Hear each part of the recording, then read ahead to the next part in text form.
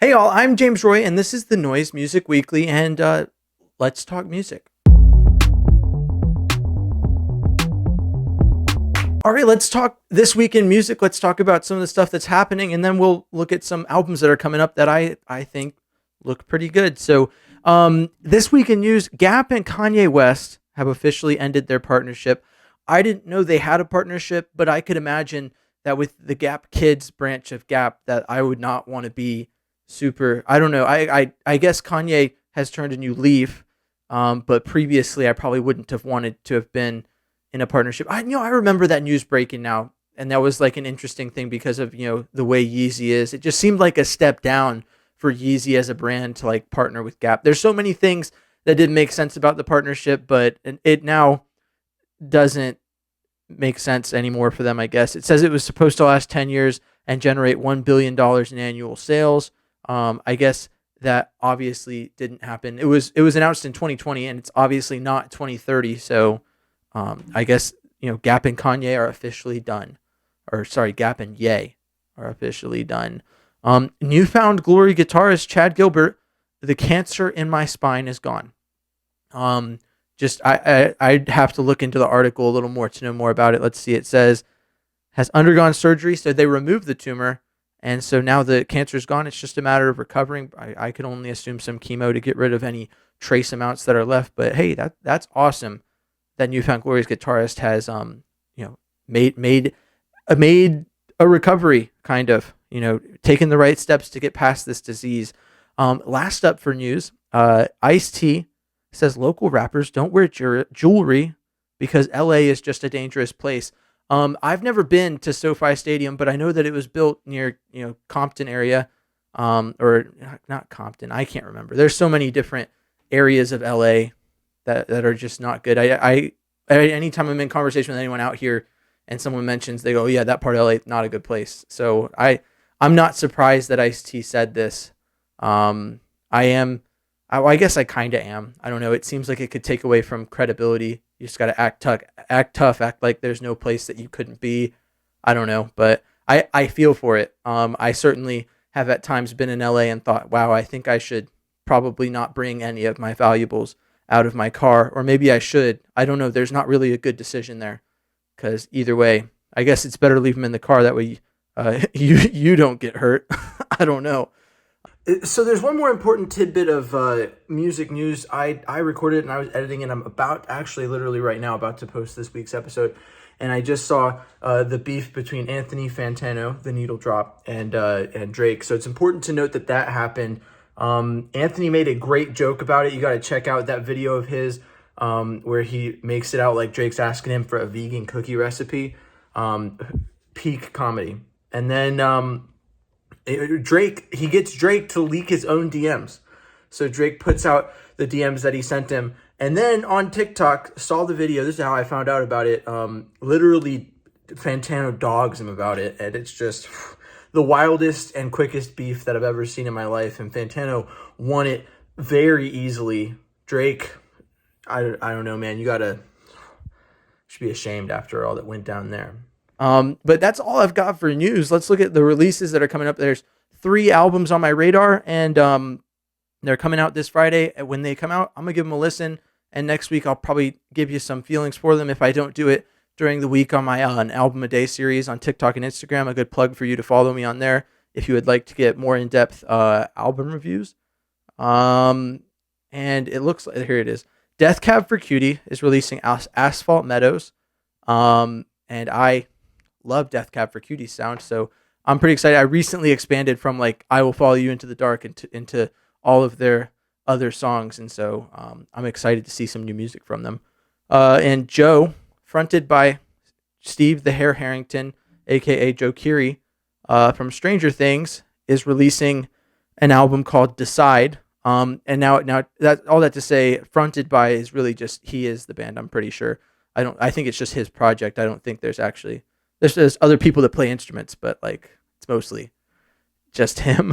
And then lastly, but most importantly, Marcus Mumford, the frontman of possibly one of my favorite bands ever, is releasing a solo album.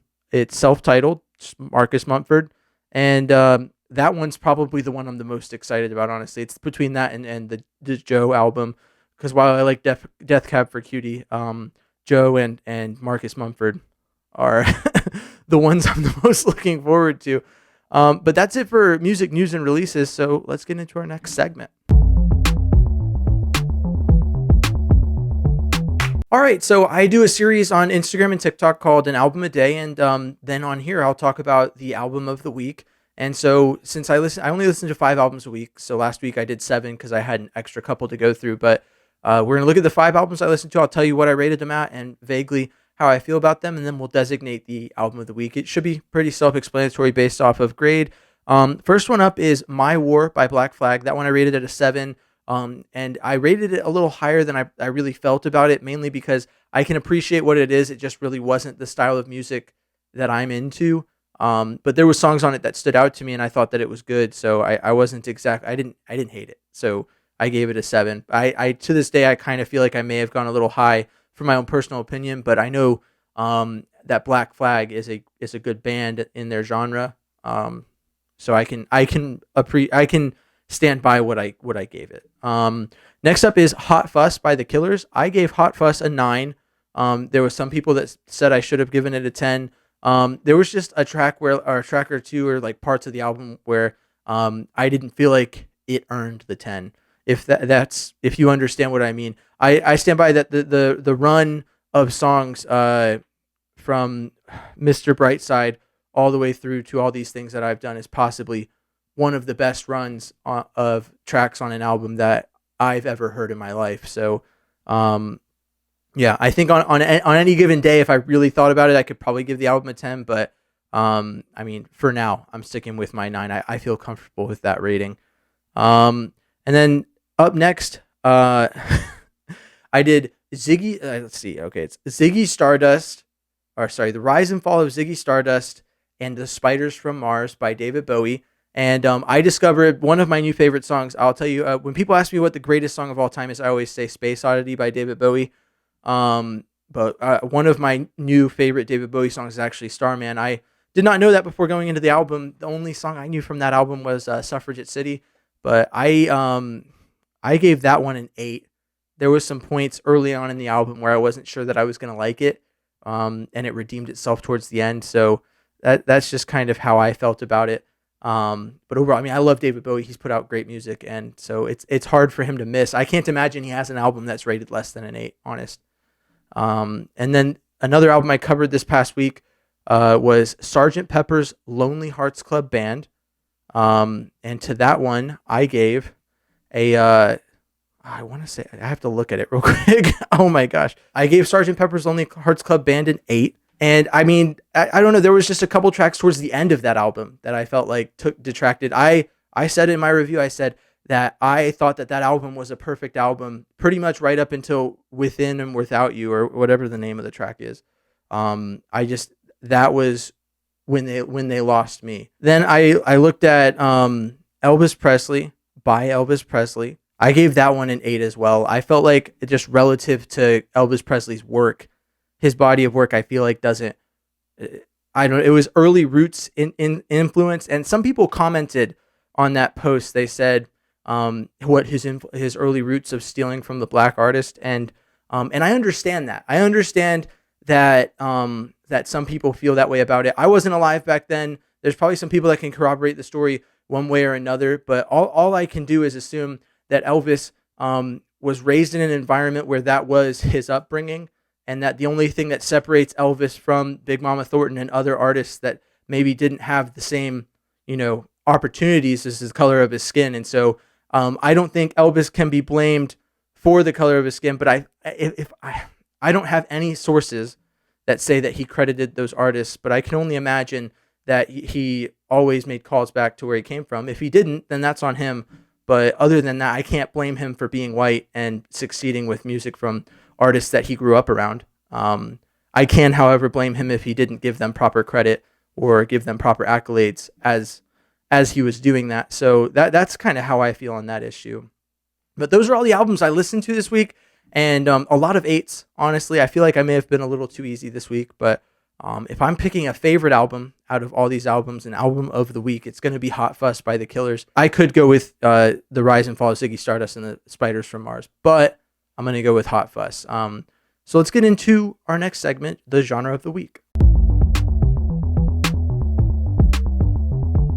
In this part of the episode, we talk about our genre of the week, and as I've said before, I used a random genre generator. I found a genre that was in my language this week. It kept giving me genres in other languages, and so I wouldn't have any idea about anything about them, or so I felt like it was unfair to myself to try and guess if I would like a song in a different language. So I found the first genre that came up that was not in a different language, and I came up with New School Breaks, a subgenre of breakbeat originating during the period between 1998 and 2002. The style is usually characterized by more abstract, more technical sounds, sometimes incorporated from other genres of electronic dance music, including UK garage, electro, and drum and bass. I did not know very many at all artists in this genre, but I did find one that I knew. So the only one that I saw that I knew was The Prodigy. They do Firestarter, which is a song that I compared a cover of to the original. And I'll tell you, I picked the cover in that case, and it's because this genre of music is not exactly the style that I am interested in. And so maybe that's just for me, but for this week, obviously at the end I have to decide if I like the genre and if I think I would listen to it. And I do not think that I would be a huge fan of New School Breaks. But let's go into our last segment, which is the lyric of the week. Our lyric of the week this week comes from the song Redbone by Childish Gambino. And it's Too Late. You want to make it right, but now it's too late. My peanut butter chocolate cake with Kool-Aid. Thanks for watching. Subscribe if you liked what you saw. If you're on Instagram, TikTok, or any of those other platforms, I am on there and you should follow me. It's at JamesRoy_the_noise. And yeah, thanks for talking music with me, and I'll see you next week.